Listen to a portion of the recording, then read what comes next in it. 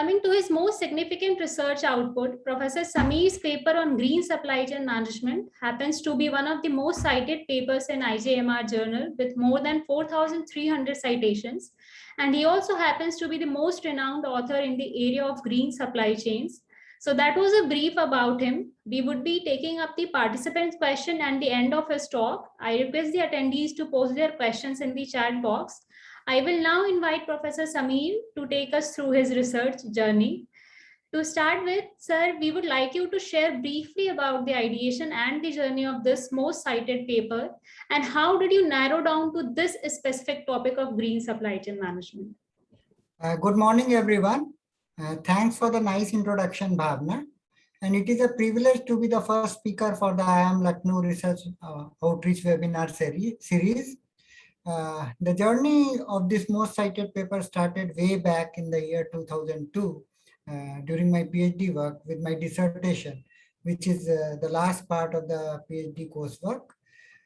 If we talk about ideation, the roots go to the Indian social ethos, where we have managed very well within the limited resources. We always focus on reduce, reuse, stretch the use, and so on and so forth. This may also be linked to various R's in literature, academic literature, such as reduce, reuse, repair, rework, refurbish, reclaim, recycle, remanufacture, reverse logistics, and the list goes on and on. So when I went through various potential topics for my dissertation, the need for integrating environmentally sound choices into supply chain management research and practice seemed to be a very novel and interesting area to work on. My prior industry experience on total productive management and ISO 14001 also helped as they focus on concepts like environment management, quality management, waste reduction, and stakeholder involvement. Just to share with you, till that time, even within organizations, separate functions had responsibilities for ensuring environmental excellence, such as say, product development, process design, operations, logistics, marketing, regulatory compliance, waste management. So once I decided to get started with the literature review, I used important keywords. A lot of them, some of them I'll share with the audience here. Say green supply chain, remanufacturing, green design, industrial ecology, industrial ecosystems, reverse logistics, remanufacturing, waste management. Then subsequently, I used what we can call stem and branches type of approach in literature review, where I would go through a particular reference and then go through the references given in that particular reference, and then go to the references reference and so on, a sort of cross-referencing. And this expanded my references list to more than 1,500 references, which came from journal papers, conferences, books, white papers, etc. So it may look unbelievable, but even at that point of time, sufficient literature existed about various aspects and phases of green supply chain management on topics like green design, repairable inventory, green manufacturing, recycling, product recovery, production planning and control for remanufacturing, reverse logistics, logistics network design, and so on. So if any researcher says that, say I'm unable to get too much of work on a particular topic, I tend to disagree. You need to look into related areas. Let me proceed further. So in addition, literature also existed on industrial ecology, industrial ecosystems, source reduction and pollution prevention, waste management, value chain collaboration, and vehicle routing too. Sir, 1,500 plus references seem to be a big number. How did you manage these many references? To be specific, how did you select the right number of relevant articles? Yeah, this was a challenge, but easily overdone. I maintained all the references in Excel sheets and grouped them. In hard copies, I would highlight various aspects in different colors. Now my focus being on strategic aspects of green supply chain management, these references had to be delimited. For these empirical papers addressing firm level or specific operational issues were excluded. Similarly, highly technical works on topics such as life cycle assessment, inventory, pollution prevention, and disassembly were excluded, leaving much fewer papers, of which 227 were finally cited in the review paper. Finally, my review paper focused on extending the historical wisdom about managing firm operations to green supply chain focus, and especially focusing on reverse logistics and mathematical modeling, because these topics had received less attention in the extant literature till that point of time. So all this culminated in many concepts, definitions, and classifications. Sir, we would also like you to highlight major contributions and implications of your paper. And the reason I'm asking this is because your paper is one of the most seminal works on green supply chain management that provides the widely accepted and most cited definition of green supply chain management. Yes, Bhavna. So let me summarize the major contribution of this highly cited paper. First, it takes an integrated and fresh look into all aspects of green supply chain and provides a broad frame of reference. Then it also classifies the green supply chain management literature on the basis of the problem context, particularly in supply chain's major influential areas. Literature has also been classified on the basis of methodology and approach adopted. Another contribution of the paper is mapping of various mathematical tools and techniques vis-a-vis the context of green supply chains. And finally, a timeline indicating relevant papers for ready reference for future research was provided.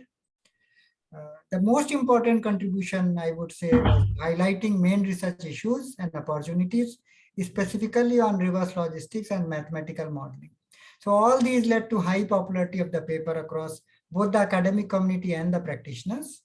Besides academic papers, a lot of white papers also cite this work. So this in turn gave tremendous fillip to green supply chain and sustainable supply chain management work, facilitating further study, practice, and research. Sir, the paper you discussed was published in 2007. Now it is 2021 and the publication scenario has substantially changed since then. Request you to share your subsequent research journey and other promising research work areas and their implications for scholars and practitioners in the current time. Sure. Subsequently, I worked in related and emergent areas such as sustainable procurement, product recalls, sustainable supply chain contracts, food chain integrity, cost of quality in supply chains, and supply chain resilience.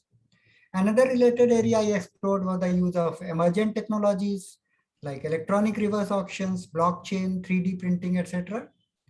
I also carried out policy-related work such as studying governance structures for public infrastructure projects, real-life issues like understanding Delhi's complex air pollution problem or understanding implications of government lockdown policies.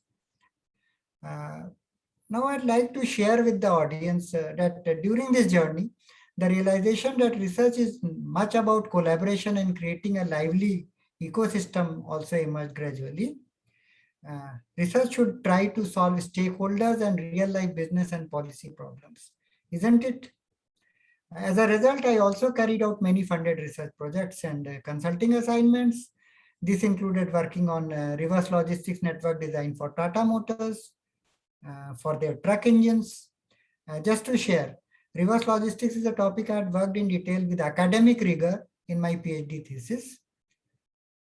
So actually, one should continuously look for contemporary knowledge and skills, keep on upgrading, and this may not necessarily come from academic fraternity alone. For instance, in a chance meeting with a public procurement expert, I, along with Professor Amit Agrari of the Information Technology and Systems area, embarked on a very interesting journey. We co-founded South Asia's first procurement observatory in 2013. So on that note, let me now invite my colleague, Professor Amit Agrari, to reflect back on that particular journey. Thank you, Professor Samir, and good morning to everyone.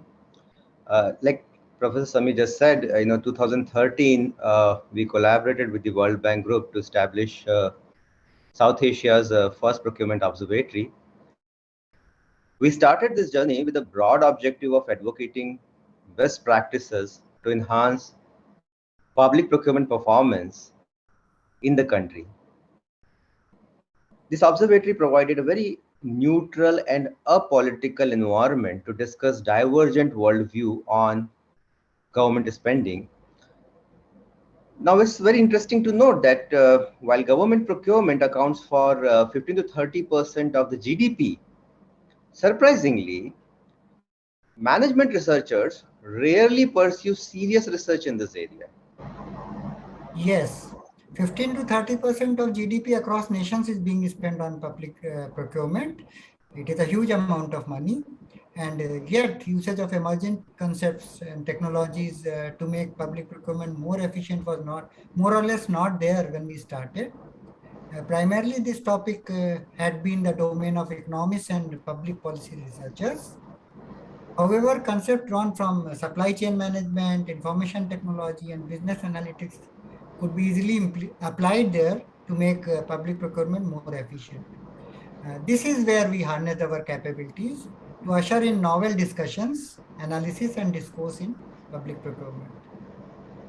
One of the reasons why researchers or management researchers kept away from this area is because we as a researcher usually prefer to work on topic with easy data access.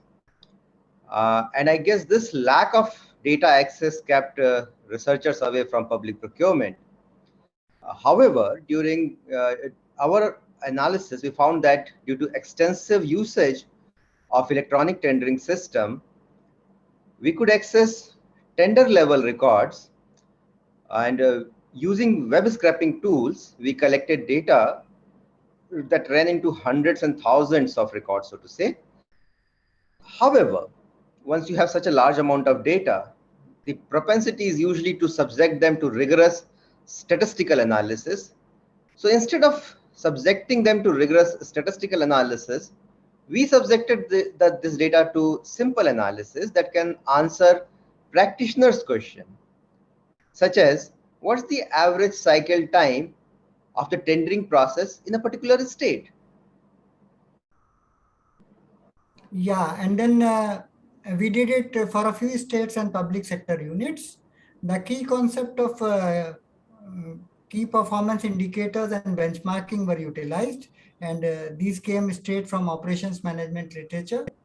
I had also applied benchmarking in commercial functions during my stint at Aditya Birla Group. So hands-on experience also helped, although it's not too technical. Even if one doesn't have it, one can easily learn. So once the analysis was performed, we shared it with the stakeholders through workshops funded by the observatory. We traveled to various practitioner conferences, such as Global Procurement Summit, to discuss and disseminate our findings. We documented our findings in a paper and published it in Economic and Political Weekly. Generally, research, as a researcher, our decision about publishing is driven by journal rankings. But here we decided to publish in EPW as we had seen copies of this publication on a few policymakers' desks. And those were the people whom we wished to influence and get into actual utilization of our work. By the way, EPW is neither an IT nor an operations management journal. So our efforts or these outreach efforts had a significant impact. Our KPIs and the tool we had developed inspired the design and development of analytics dashboard by the Procurement Policy Division at the Department of Expenditure in the Ministry of Finance. Their KPIs and dashboards, actually, if you go through them, mimic our work. And another positive impact of such outreach is the availability of collaboration and funding. Since 2013, we received multiple fundings from the World Bank Group. And recently, we completed a project under the Multi-Donor Trust Fund. Research is a journey wherein sometimes you end up asking fundamental questions all over again.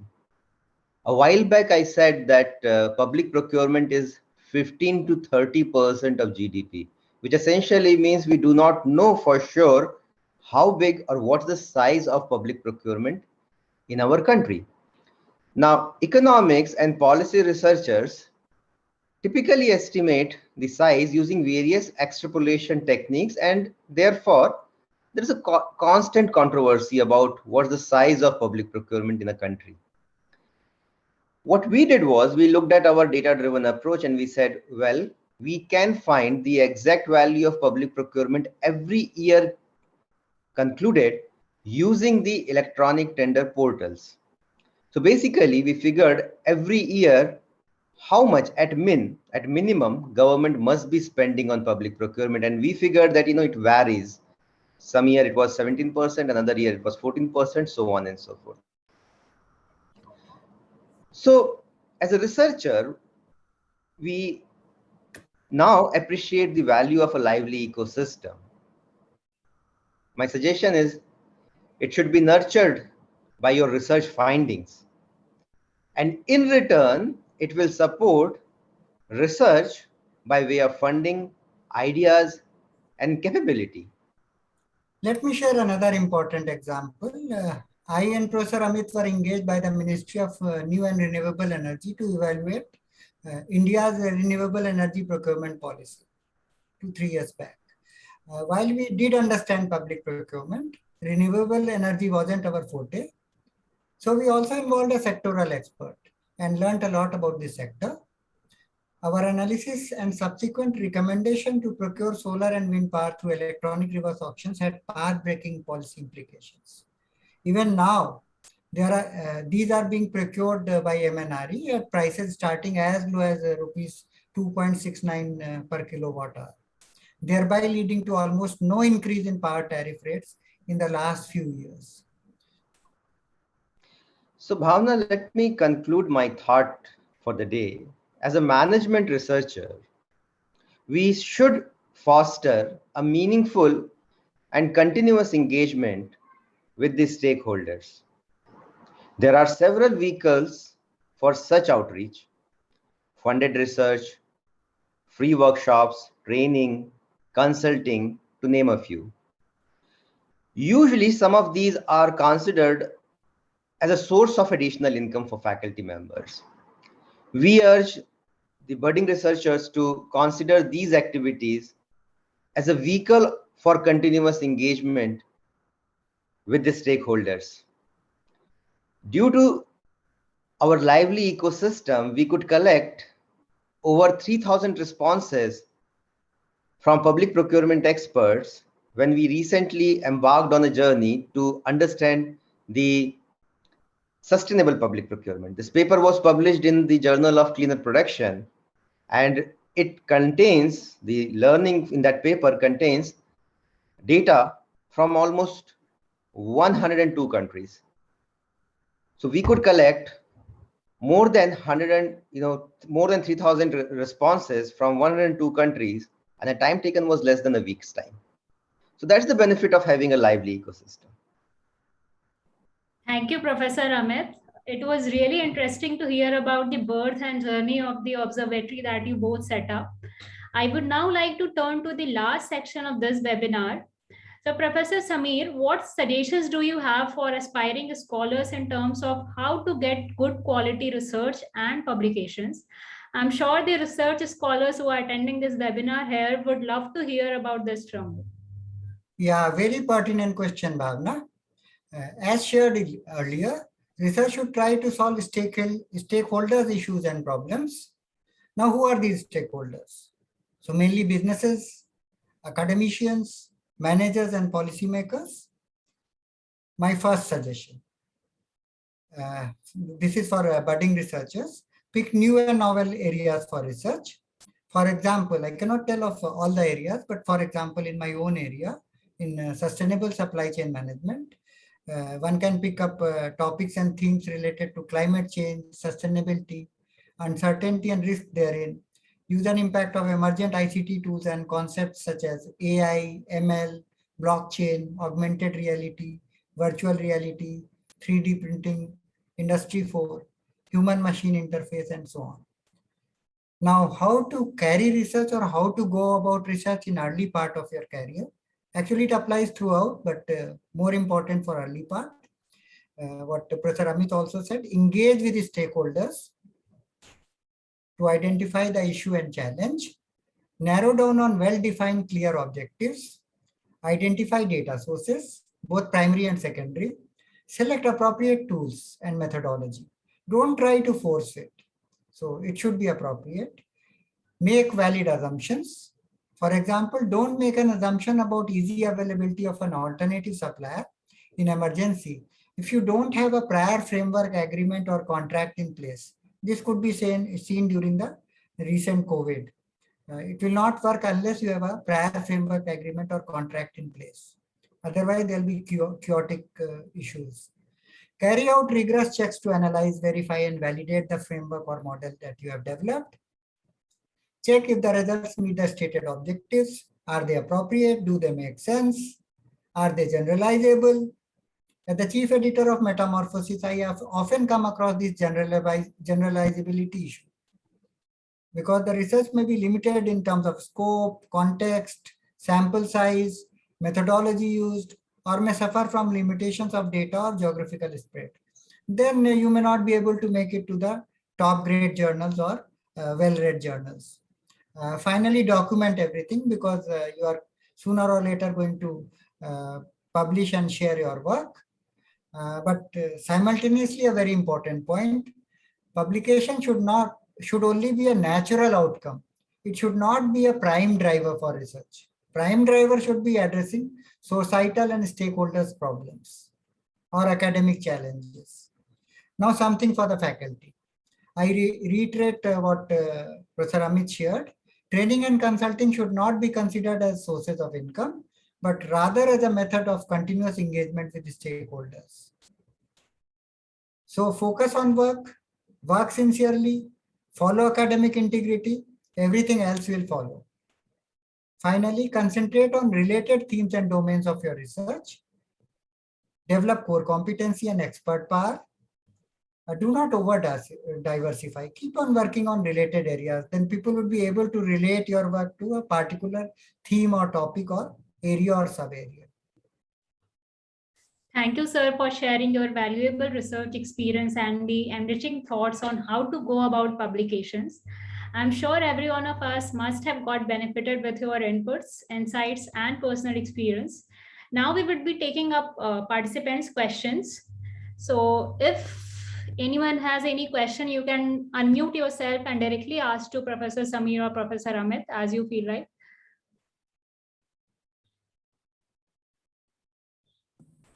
May I ask a question, sir? Yeah, Go ahead. I wanted to know, I'm working in supply chain finance. So what are the objectives, or what, if you can tell me what are the research gaps in some 2-3 lines? Supply chain finance historically has one gap which is yet to be fulfilled, which is risk management across the supply chain. And then nowadays you have a lot of technologies to take care of. Blockchain is already being applied in a lot of financial supply chains. So these are the two areas I can think of right now where you need to integrate and work on a real life challenge or problem. For this, you need to engage with the stakeholders. Have I answered you? And if yes, it is okay. Good, sir. Also, I want to know how, like, is it like, how can I like publish also the same thing if we have to write, because I am a faculty. So yeah, if you can say in that sense. There is a lot of pressure to publish these days, but as I shared, if you do good work, then you will be able to publish. So do good work, go systematically. There you have to follow the typical academic approach. But at the same time, as I shared, engage with the stakeholders so that your work has utility besides publication. Publication is one of the objectives, but the other objective, some of you may tend to disagree, but given my journey, I would say the most important objective is your work useful for society or stakeholders? Does it contribute something additional to the body of knowledge? So those are important things. And publication is just a part of the journey. Professor Amit, there is a question for you. So it is from Amit Kumar. He is a research scholar in the IS area at IIM Ahmedabad. So he is asking you to kindly share some interesting new research topic in the IS India. Well, then first thing would be to define the interest area, right, or interesting topic. What interests to one may not interest to another one. Broadly speaking, we live in a very interesting or very unique time, so to say. If I compare it with what the scenario was some 20 years back, IT was more of an support function. Today, it is in the forefront. And that's why I'm saying we live in a very interesting era. It's going to change the way we look at the world. So if you look at the topics, there are actually many, how technology is going to transform the society. That's actually a much bigger question. Now, just connected with the question which Anil also asked, about supply chain finance. Now, I'm not really an expert in supply chain. However, if you look at supply chain finances and domain, today, and this is actually from our experience of Ministry of New and Renewable Energy. So depending on the way the entire supply chain is getting financed, new set of suppliers are actually emerging. The system is favoring more an OEM. I'm sorry, more an independent power producer than an OEM. So basically, what is happening over here is that depending on the source of finance, your supply chain structure is changing. Similarly, depending on who holds that information, the entire structure is changing. So maybe take an example of ICT for development, which is actually one of which I would say which interests me. So there are many questions over there. Like first of all, look at the farm bill or farm agitation that is going around, and we know for sure that there are many such use cases available wherein you can identify and understand how technology can help farmers increase their income. So there goes your first question. Another question can be, the way we are looking at Ola and Uber and those kind of gig economy companies coming up. What's the impact of these companies on the people's welfare, for example? Like, for example, earlier, if I'm an employee of a person, of an organization, I was at least assured minimum wages. But today, because I'm a contractor with Ola and Uber, the minimum wages are no longer there. So what's the impact? I mean, are we gaining because somebody else is losing, or are we gaining because there is a general efficiency that technology is bringing in? So, that's why I said, when the question of interest, your interest can be from multiple perspectives. Your interest can be from what's the benefit for organization, what's the benefit for society, what's the benefit for government. So what I do, I mean, as an IS researcher, what I would suggest certainly is that not to look too much into the algorithmic kind of work, because that's a work which typically though I'm not saying that those are not important work. They are very important, very interesting, and if it interests you, you must pursue. But then those are the kind of work that a computer science graduate would probably be trying to carry out. So therefore, if management interests you, if if you are a researcher at the end of the day, all of us are researchers of management. So if that interests you, I think the anything which is in the realm of society, organization, and technology, that will create a whole lot of very interesting questions. So I hope I answered that question. Any follow-up question on that?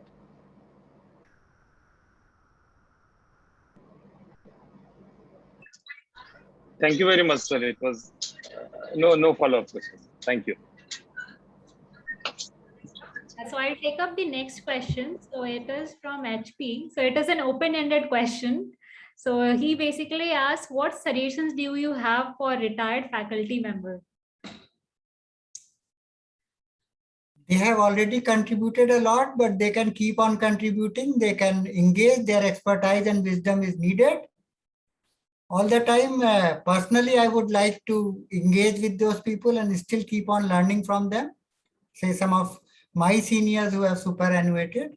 So as long as you live, you keep on contributing to academics and society. And as long as your health allows. wishing good health for all those people. I'll take up the next question. So this question is for you, Professor Sameer. So Prabjot is asking, in sustainable supplier selection, where and how optimization can be used? What are other promising areas in sustainable supplier selection problem? In India, which industry to focus on for data? Very challenging and I would say focused, but at the same time narrow question. One thing as a researchers we should know, optimization is based on assumptions. So in real life, you may not, when you optimize, you have to take certain assumptions in your model, which may or may not meet real life ground level conditions. So it's from publication or academic perspective, fine. But I would always share in class that these models give you a good rough cut idea for final managerial decision making, because the ground conditions may change. Some assumptions may hold, some assumptions may not hold. And this you can relate even to the basic EOQ problem. EOQ formula is hardly applied in practice because there are so many assumptions, but with relaxation, you can arrive at something which is closer to real life. So supplier selection, coming back to your question, optimization, I would say make valid assumptions, what I said towards the last part of responding to Bhavna's question. So make valid assumptions, again, engaging with the stakeholders to get a hold of the ground realities. And that's why a lot of academicians are never welcomed as consultants, because they give gyan without grounding at the real surface. So you need to integrate teaching, training, research, consulting. It's not publication alone. Academic knowledge is important. That's my perspective. People may differ. Getting data is challenging. So stakeholders should see some merit there. You engage with them and give them a proposition that I'll share something with you which could be useful. And this you can do only when you actually incorporate their inputs and not only academic assumptions. Hope I have answered, but again, I'm open to follow-up questions. Thank you, sir. On that note, I have something to share. When we say engage with the stakeholders, so here's what we mean by that. Say, for example, one of my doctoral student, and she is pursuing a research in the area of information system and in agribusiness. And I keep on asking her, have you really visited a mandi? It's as simple as that. When I say engage with a stakeholder, if you do a research on sustainable public procurement, at least go to the industry, meet a person who is actually in the area of sustainable public procurement and actually see it for yourself, So that's what we mean. We don't mean, when we say stakeholder engagement, doesn't mean a big fanfare kind of a thing, which is where you invite some people and after half an hour everything is over. What we mean is that go and talk to the guy, actually go and see how it works. If you're writing, if you're into the area of healthcare information system, at least go and spend some time with the healthcare practitioners, see and understand what their problems are. Just to stretch it further, way back 20 years back, when I was doing work on reverse logistics network design, I had to interact with a lot of these kabadiwalas and recyclers. And even our student Bhavna has interacted with people at the firms like Myntra and others while she was working on financially constrained supply chains. So you need to engage with them, or other students, someone is working on, say, car or automobile recycling or remanufacturing. So the person has to get in touch with the people in those sectors.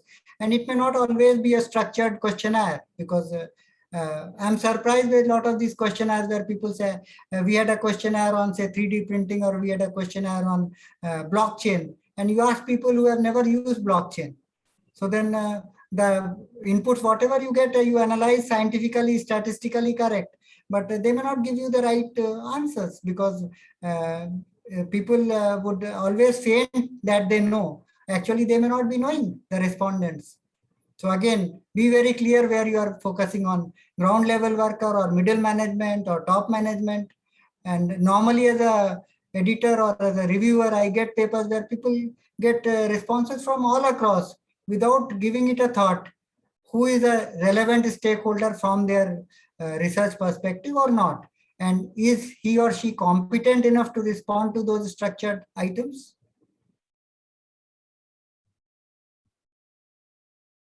Sir, there is a question. So it is not specifically related to this talk. So Sher Singh is asking about the access of IML library to external PhD scholars who reside in the nearby areas.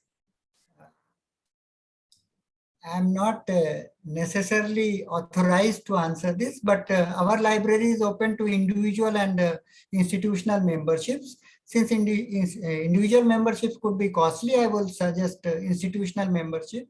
And some of the local institutes are institutional members. So you can get in touch with our librarian, Mr. M.K. Singh, and his email ID is given on the website. I think we are done with all the questions that were put up in the chat box. If there is any other question that the participants want to ask, so we can take one or two questions and then we'll end this webinar. One more question, sir. I wanted to, there is a conference on e-commerce and logistics, so Logistic 4.0. So can you give some idea what can we, like, how to go about it? This is a very pinpointed question, and I think I'm not an expert on e-commerce. One should also be humble enough to admit, then only your learning continues. So no one knows everything. So I have sort of evaluated thesis on ride sharing and have been working on e-commerce, but for conference, again, you need to match your research interest with the theme of the conference, work properly and submit. That's approach for any conference. Thank you, sir.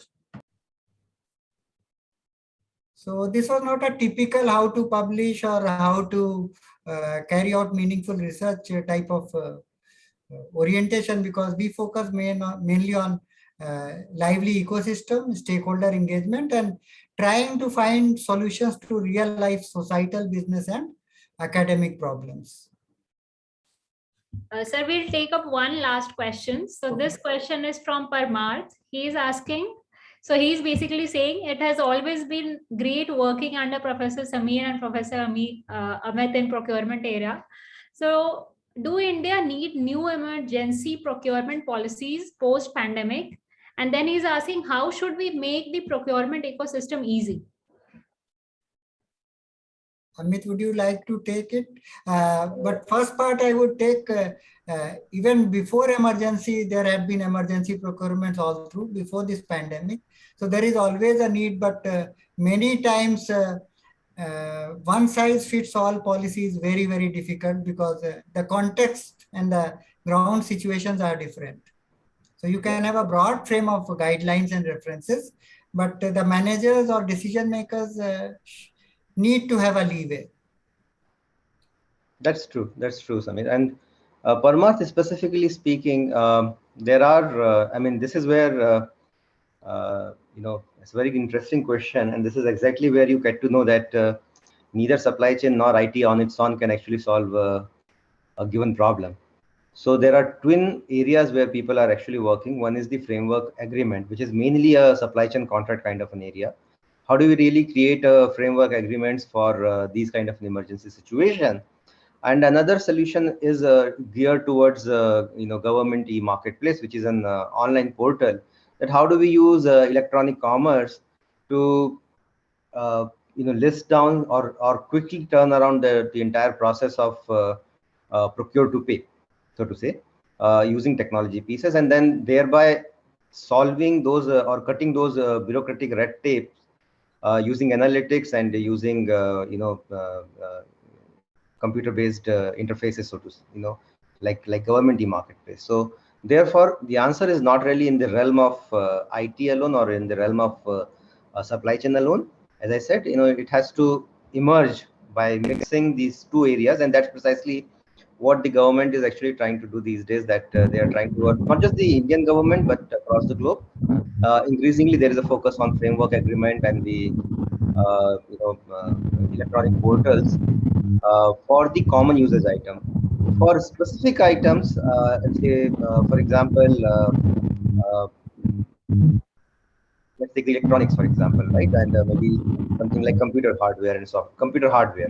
Now, we all know that we are over dependent on supplies on what we are getting from China. And then there is a disturbance down the line, which is from silicon. So, I mean, that's more of an problem which cannot be solved in the short run. But I think in long run, what you need to do is maybe again create those resilient supply chain, and then I think that's where Sameer's area of interest actually So starts. keep on experimenting, keep on trying new models, and something better would emerge. That's what drives all academic research also. You add something, an iota to the body of ocean of knowledge, and it keeps on expanding. So breakthrough researches are few and far between, but incremental improvements can always be there, and then these can be easily replicated and adapted in other conditions. So this is what my belief is. That's all from my side, unless you have anything else to ask. Thank you so much, Professor Sameer and Professor Amit, for resolving my query. It was properly addressed, and I got my answer. And sir, I still think if we can have more sustainable procurement policy under the respective ministries and government, so that we can have a like a 2030 agenda on that, like how much we can save, as World Bank has said 8% is saving as per the usage of GEM. So we can have those kind of green signals in coming decades, I think. Yeah, here I would respond, because you may be correct or incorrect, but these things have to go to the stakeholders with reasonable evidence and rationale. Sometimes they themselves take these decisions, and sometimes if you are able to convince, they will take these type of decisions. So the basic approach should be that you keep on working, keep on trying to influence based on rational, logical, and evidence-based findings. And people are generally good, inherently good. So if your logic is good, if you are able to convince government or policymakers or bureaucrats or business managers, everybody is open, because it benefits everyone. But then it should not be a type of, again, I keep on reiterating, only an academic paper where it's very difficult for others to, particularly the stakeholder you are targeting, to understand. It may get published in a top ranked journal, but the findings may not see light of the day in terms of application. Right, sir. Right, sir. Sameer, I think there is a question from. Sorry. Yes, sir. Sir, I too believe that data-driven policy making will be more convincing for our stakeholders. Yes, sir. Agree. Thank you, sir. Thank you, sir. I think Sameer, there's a question from Professor. I think comment from Professor Krishna Kumar. I think, right? Oh, That nice to have you, sir. Nice to have you, sir. Yeah, sir. Is it? Let me see. So he has a comment to make, I think, on this topic.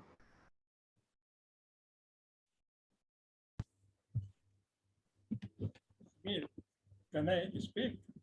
Yeah, sure, sir. Welcome. I mean, a very recent experience when I found that people were dying because there was no oxygen in Delhi and elsewhere. Even doctors were dying. We have no idea of the value of expert in gastroenteritis dying because there was no oxygen. It's difficult to understand the loss to the country. And believe me, when Government of India says we are allowing domestic production of oxygen generating plant and import and everything, the most stupid thing, I'm using the word most stupid thing, if you make a domestic oxygen generating plant with cylinder filling facility, which doesn't exist and which can be given to every small hospital with 2.5 years payback period, you have to pay 18% GST on that. But if you import a concentrator from abroad, there is zero GST. Can you believe? So, sir, this is a policy related issue, and probably all of us need to take it up to the relevant stakeholders. We are talking of supply chain. The most important part for concentrator and oxygen generator is zeolite sieve. And government of every 50 liter per minute plant requires 150 kilograms of zeolite. And lakhs of tons are required for oxygen generating plants and concentrators. And there is no concern for that for domestic production. Several thousand crores have to be spent with choked supply. Even if you want, you can't produce because there's no zeolite. You have everything else. 90% of the items you have, 10% you don't have, and 90% investment has gone waste because government doesn't understand oxygen generation means zeolite. They don't know. Believe me. So they allow you cryogenic tanks and importing everything, but let the people die, which can be saved through domestic efforts itself, if only zeolite was available. So I think maybe, yeah. And Nishant, so just one last thing. To visit in Lucknow, St. Mary's Polyclinic. Sir, I'm sorry to intervene. Yes, yes.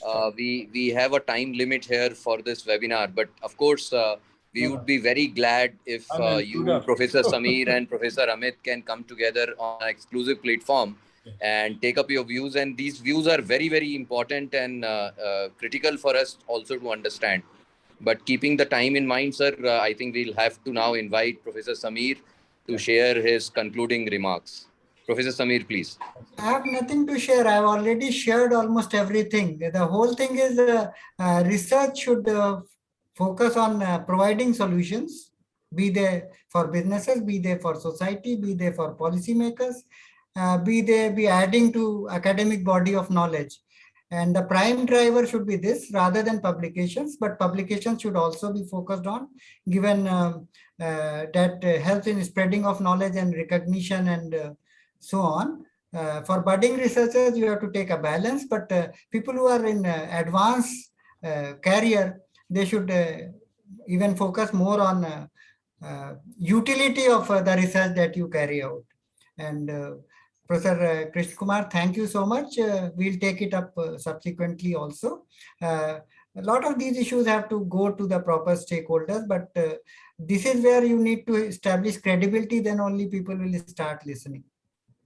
And a lot of this actually has to be even studied properly, because see, as a policymaker, I haven't really studied, or we haven't really studied the oxygen related issues, but we studied the renewable energy related issues.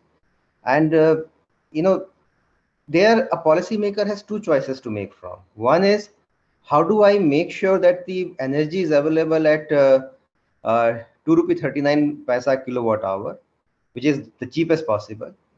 And to do so, you need to import. If you believe on domestic manufacturers over there, the rates won't come down from 4 rupee a kilowatt hour. So there is a trade-off between the two. So I think, what we also need to do is, like what Professor Sameer said, we need to reach out to the stakeholder to really understand why is he taking a decision in a specific manner and what's the trade-off that he is facing. And I think then we can say that, conclusively that, okay, this is the trade-off that is being solved.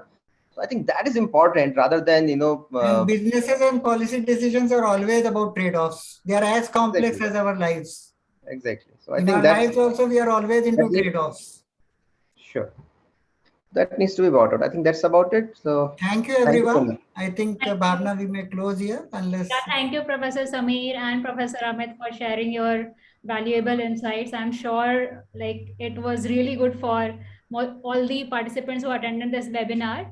So we'll end this webinar here, and we are going to have a series of talks under this research outreach webinar. So we'll post it on our IIM Lucknow LinkedIn page. So those who are interested can join us for the further series of talks that is coming in. And thanks for your time. Thanks all the participants. And thank you, Professor Sameer and Professor. That's it. Thank you, everyone. Wish you all the best in your journey of life.